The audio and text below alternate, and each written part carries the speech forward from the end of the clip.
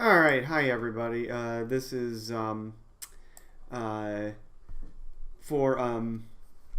problem 40 on chapter 9. So I think this is 9D homework.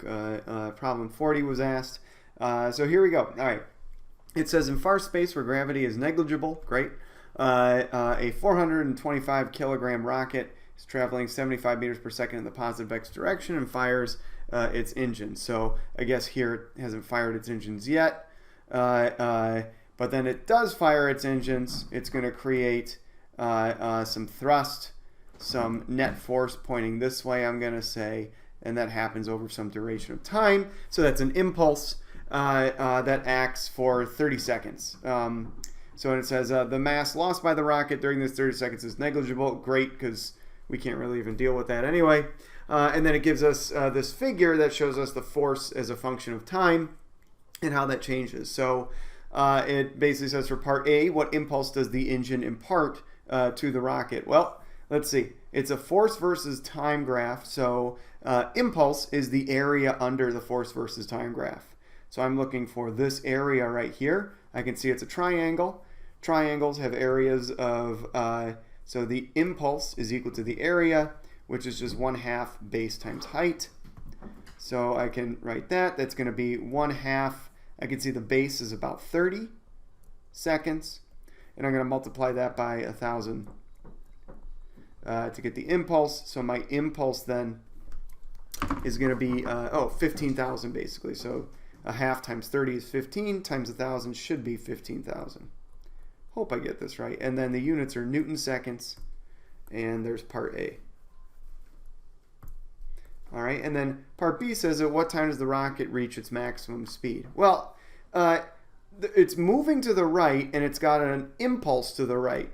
So the whole time, according to, say, this equation here, our impulse momentum equation, because impulse is related to the change in momentum, and we have an equation that looks something like this. It's mv0 plus the impulse, F net delta t is equal to mv final.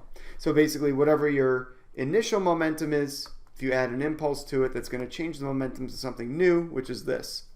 It's saying at what time does the rocket reach its maximum speed? Well, this whole time, if the object's moving to the right and the impulse also points to the right, it's only going to gain speed as a result.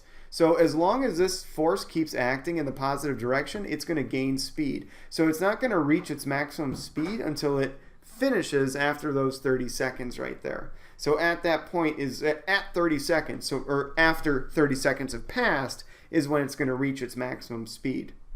So, and then it's asking, what is that maximum speed? Which is essentially this. This is what I'm looking for. So I'm going to divide both sides by mass.